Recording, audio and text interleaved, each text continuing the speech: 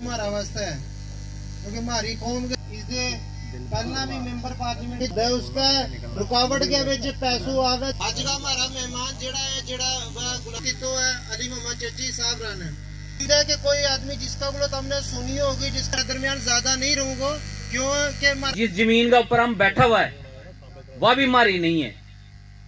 वे भी जिसले पिछला टाइम उनका टाइम हो उन्होंने बे सरकारी कागजां के बिच रखी है। आज हम बीजेपी नाल अमनो इतनो बड़ो उन्होंने दूर कर छोड़ियो अमनो हमारे बिच नफरत फैला छोड़ी। मगर हमारे बिच जेहड़ी नफरत है इसनों दूर करने वास्ते बीजेपी पार्टी ने मारो एक नुमाइंदो चुक के अगे लिया दो हमारे वास्ते। हमनो इसके नाल शानो बिशानो चलना चाहिए ताकि हम अपना हक वास्ते लड़ सका। हमारा जेड़ा आने वाली नस्ल है हम सोचो जेड़ी हमारी आने वाली नस्ल है वे हमारे को ना जमीना को हक है ना हमारे को किसी जंगलात के बिच अगर हमारे को गुजर माल बकरी लेके बैठो हुआ ना उसको हक तो उन्होंने वोट वास्ते इस्तेमाल करके ताकि ये लोग जिसले आंगा पीछे है तो इन्हों हम एक दाड़ो मारांगा तो इनको वोट खिंच लियांगा।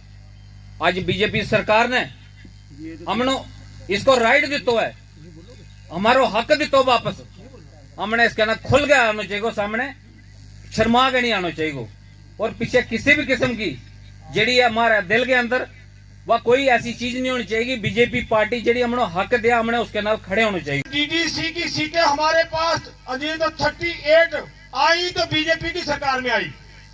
अगर हमारे 3 चेयरमैन बने तो बीजेपी की सरकार में बने। अगर हमें अजीत फॉरेस्ट एक्ट जो मिला अजीत तो बीजेपी की सरकार में मिला। अगर हमारे राज्यसभा के मेंबर गुलाम अली साहब को बनाया गया तो बीजेपी की सरकार ने बनाया। जोरदार तालियां लगा दें क्योंकि जो देश के लिए समाज के लिए एकता के लिए काम करती है वो है बीजेपी पार्टी। बाकी जो पीडीपी एनसी कांग्रेस ने अजीत डिवाइड करके रखा था लोगों को। आज मैं अजीत गुलाम अली साहब आपका बहुत मशकूर हूं कि आपने अजीत कीमती समय निकालकर हमारे पास आए। मैं ये अपील करता हूं कि जैसे हमारा ये इलाका है ये हिंदू मुस्लिम सिख ईसाई इतिहाद का इलाका है जहां पर अमन तरीके से लोग रहते हैं और आपसी भाईचारे के साथ लोग रहते हैं। भाई साहब आपने देखा होगा कि हमारे अजीत कठुआ सांबा और खासकर जम्मू के अंदर अजीत 60% लोग खाना बदोश होमलेस इनके पास जमीन नहीं है घर नहीं है मकान नहीं है। आप देखोगे यहाँ से बमियाल से लेकर राजबाग तक अजीत इस नदी के किनारे लोग बैठे हैं सर। अजीत बाढ़ आता है हमारे लोगों का बहुत बड़ा नुकसान होता है।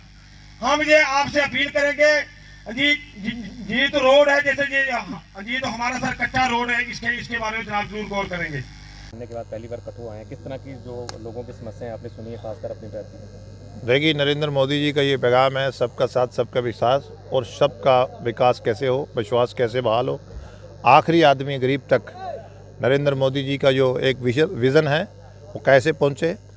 ये जो गरीब लोग हैं दलित हैं मजदूर हैं ओबीसी हैं पिछड़ा है इकोनॉमिक वीकर सेक्शन है ट्राइबल है इनकी तरक्की कैसे हो ये मेन स्ट्रीम का हिस्सा कैसे बने ये जम्मू कश्मीर की तरक्की का हिस्सा कैसे बने और देश की तरक्की का हिस्सा कैसे बने।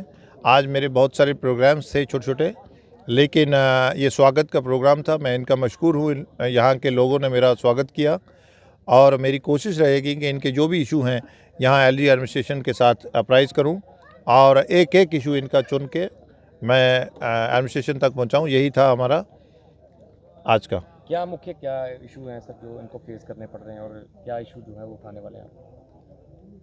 देखिए आज मेरे डिफरेंट प्रोग्राम्स थे कुछ ट्राइबल प्रोग्राम्स थे कुछ भारतीय जनता पार्टी के कार्यक्रम थे ऑर्गेनाइजेशंस के मुझे मीटिंग्स करनी थी। सडन मुझे जाना पड़ गया कश्मीर जाना मुझे ओथ है कल चीफ जस्टिस साहब की। तो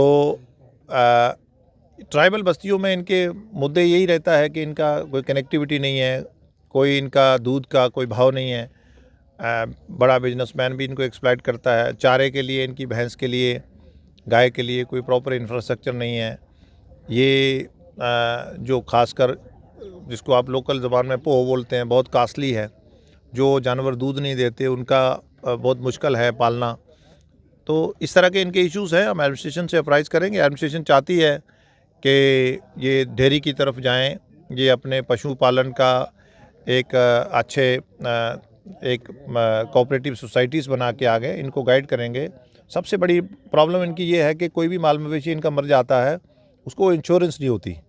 इनको इंश्योरेंस की तरफ राग़िब करना पड़ेगा। इनका जो व्यवसाय है, बिजनेस है, उसमें जैसे गुजरात में है कि वहाँ 4 गठ बनाए हुए हैं कि वहाँ NGOs रहती हैं, इनके हकूक़ को अपराइज़ करती हैं, बीच में सरकार भी रहती है, बिजनेसमैन भी, और ट्राइबल की भी कमेटीज़ होती हैं, ताकि कोई डायरेक्ट इनका जो दूध है या ये और माल मवेशी का काम करते हैं, जो भी इनका है, वो ये एक्सप्लॉयटेशन ना हो और ये भी अपनी रोज़ी रोटी अच्छी कमा सकें।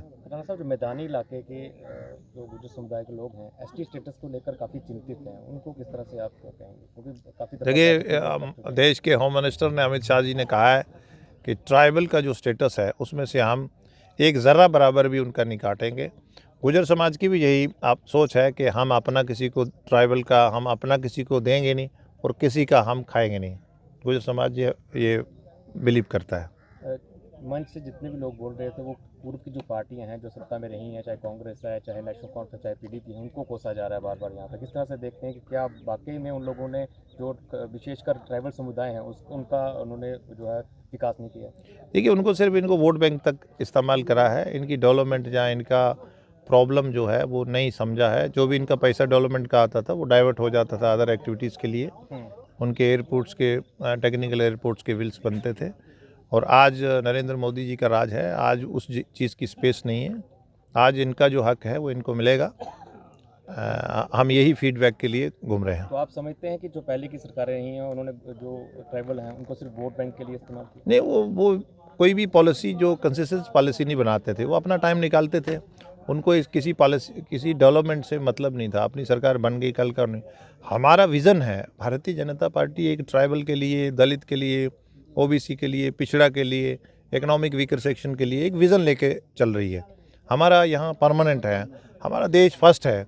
हम देश में जो लोग रहते हैं, जो हमारे इन्वायरमेंट है, जहाँ जानवर हैं, हम जहाँ जो भी है, हम उसका एक दूरअंदेशी से हम उसका एक प्लान बनता है। जैसे नीति प्लानिंग कमीशन को नीति आयोग बनाया, इसीलिए उसमें मेंबर लोकल होते हैं, सो दैट वो फीडबैक ऐसी दे ताकि उसका रिड्रेसल भी हो सके, उनको लोकलाइज फीडबैक हो, गांव की फीडबैक हो। इस तरह से नरेंद्र मोदी जी का विज़न है।